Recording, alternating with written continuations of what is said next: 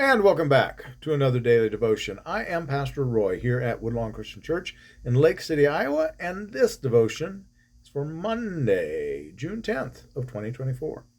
We're in the book of Galatians, and we're in chapter 2. Today we want to look at verses 11 to 14 is what we're going to talk about today. We left off on Friday with Paul being in Jerusalem for his second visit after his conversion experience. That would have been what I believe was the Jerusalem Council that he's talking about there. And we're going to talk a little bit more about that today. Paul is writing about an incident that happened in Antioch. And Antioch was kind of Paul's hub of operations. But Peter, Cephas, has come to Antioch and gets a bit of a tongue lashing from Paul here. So let's jump right in and see, and we're going to talk about that for the next day or so. But let's jump in and see what Paul has to say to Peter. But when Cephas came to Antioch, I opposed him to his face, because he stood condemned. For before certain men came from James, he ate with the Gentiles. But when they came, he drew back and separated himself, fearing the circumcision party. And with him the rest of the Jews acted insincerely, so that even Barnabas was carried away by their insincerity. But when I saw that they were not straightforward about the truth of the gospel, I said to Cephas before them all, if you, though a Jew, live like a Gentile and not like a Jew, how can you compel the Gentiles to live like Jews? Okay, again, this is after the Jerusalem Council where they gave those laws. James was quoting from Leviticus, and he told them what they wanted to do or what they needed to do. And among those things is that they didn't need to be circumcised. Here, Paul is talking about, but before certain men came from James. Seems that there's been an emissary or a group that James has sent to check on them in Antioch and see what's going on. And Paul is calling them the circumcision party. So it may seem like that perhaps there's not quite as much agreement with how much of the law had to be abided by.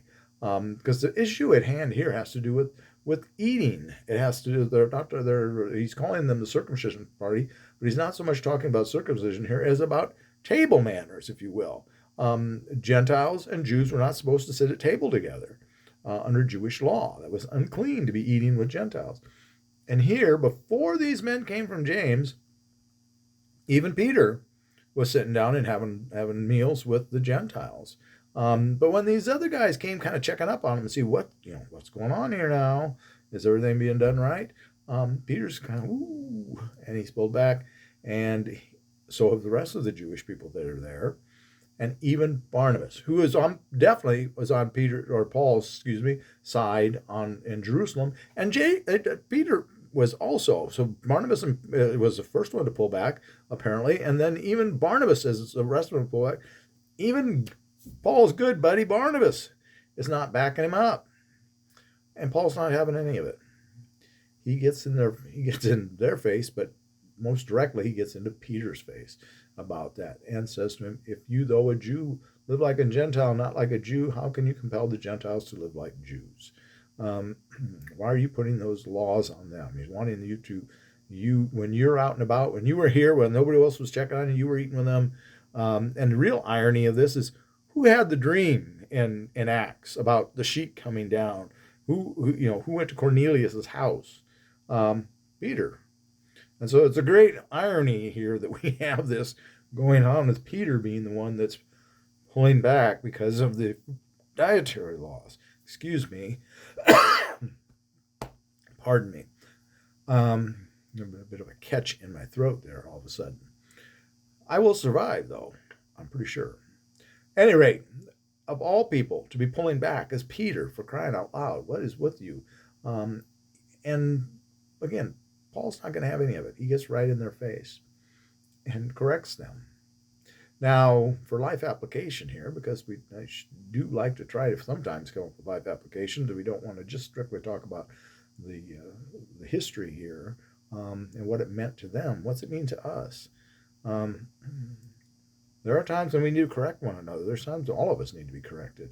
When we forget things, we don't do things. Sometimes we talk the talk and don't walk the walk.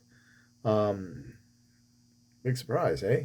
And Peter, when when he was talking to the folks in the council, he was talking the talk. He was backing up Paul to James, and now all of a sudden, not so much.